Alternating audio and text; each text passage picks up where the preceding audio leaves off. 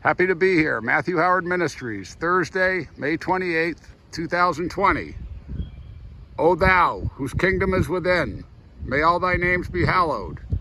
May no one of them be turned against the others, to divide those who address thee. May thy presence be made known to us in mercy, beauty, love, and justice. May thy kingdom come to be in the life of all humankind. May it come with peace, with sharing, and in near time. Give us this day our daily bread, free from all envy and alienation, broken and blessed in the sharing. Keep us from trespass against others and from the feeling that others are trespassing against us. Forgive us more that we have forgiven. Deliver us from being tempted by lesser things to be heedless of the one great thing, the gift of thyself in us. Amen. It was Jacob Trapp. He was a longtime UU minister, and my dad actually did that together. They merged two ideas. Trying to put that together. The prologue to the Gospel of St. John: in the beginning was imagination, in the beginning was the seed, and the seed was in God, and the seed is God. All things are a flowering of that. And the seed was that light, which lighteth everyone that cometh into the world. The light shineth in the darkness, and the darkness overpowers it not. Amen. Prologue to the Gospel of St. John. I am going to go to a short reading from the Reverend Stephen Davies Howard on cheerfulness. So one of his meditations in his markings. We have read many of these in the past, and we'll just make sure we got the right one here. We got a cheerfulness.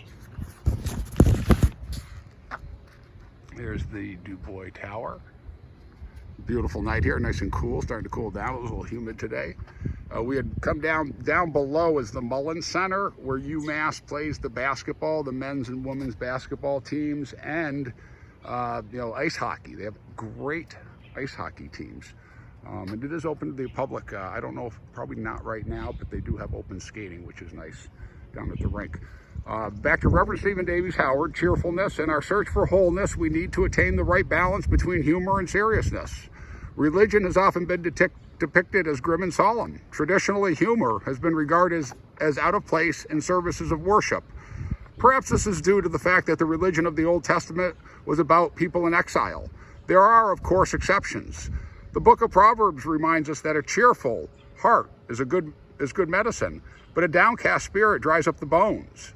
Laughter is healthy. When carried to an extreme, it can result in cynicism. Cynicism prevents us from taking anything seriously. Laughter restores our sense of balance and proportion. Often people take themselves too seriously and are unable to laugh at themselves. Humor cuts through pretensions and reveals our humanity. It is a much-needed gift that restores our sense of proportion and perspective. Humorless people are often obsessed with only one perception of the world. Theology has often been built on conjecture. It is sad to think that theological speculation about the human divine nature of Jesus became more important than his teachings about love and compassion. Doubt as well as faith did much to restore our sense of humility before truth. Montaigne once noted that the relativity of culture, that something might be regarded as true on one side of a mountain and false on the other side.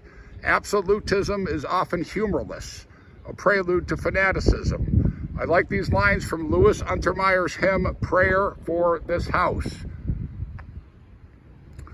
With laughter drawn the raucous shout, and though these sheltering walls are thin, may they be strong to keep hate out and hold love in.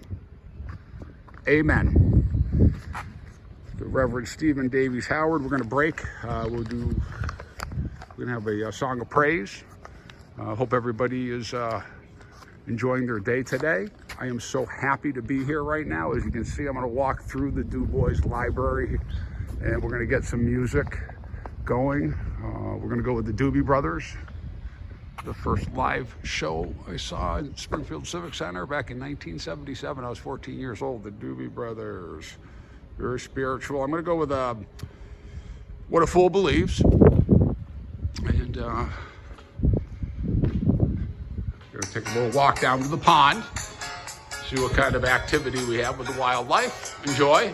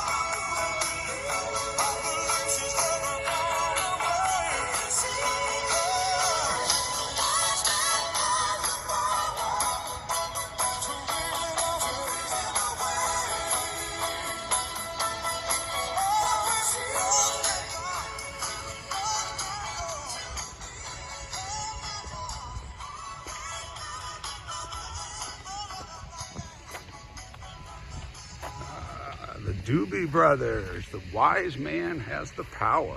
Very nice. Amen. Amen. Very spiritual, very nice down here. So peaceful. A few people walking around, but not too many people. Very quiet. You know, normally it's a pretty active area.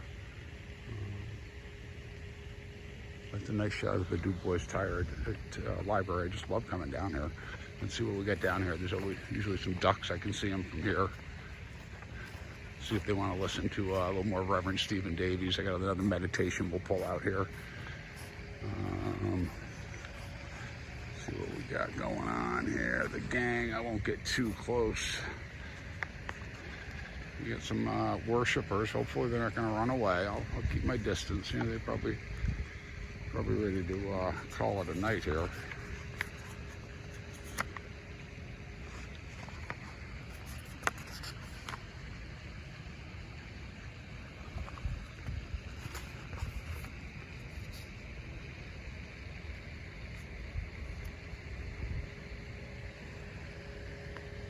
Difficult choices. Spinoza, one of my favorite philosophers, writes, "A good which keeps us from a greater good is in reality an evil. He once refused an important post as a university professor because he felt his freedom to write and express himself might be curtailed. Instead, he supported himself as a lens grinder and lived in quiet obscurity. He was regarded by the Orthodox as a heretic because of his pantheism. Not only did he have brilliant insights, but even more importantly, he integrated these insights into his own life. Philosophy was not a remote intellectual exercise, but a way of life. Finding one's own special vocation can be aided by self-knowledge, self-acceptance, supported by searching. Self-scrutiny is essential. We need to go beyond limited conventional definitions of success and failure. What is right or correct for one person might not be compatible with the inner law of our own being. Finding the good that best suits our temperament, talent, strengths, and weaknesses is a key to true success. Character is formed by setting boundaries and respecting our limitations. Those who wish for self-knowledge must set aside a part of the day for quiet reflection. This might seem like an impossible task considering the frantic, desperate pace of modern life. To take the time is to be open to the riches of the spiritual life. Amen. Amen. Amen, Reverend Stephen Davies Howard. Very nice. Just kind of enjoy a peaceful moment here with the ducks down at the pond at UMass, Amherst, Massachusetts. Not going to get much of a sunset tonight because it's a little cloudy out, but we can enjoy some music. We'll take a little more of a walk, kind of wrap it up here for the day.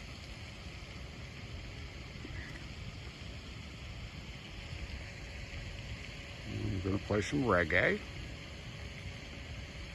And I've been enjoying listening to George Nooks. This will be Ride Out Your Storm, George Nooks. Oh, this guy's got an awesome voice, so smooth.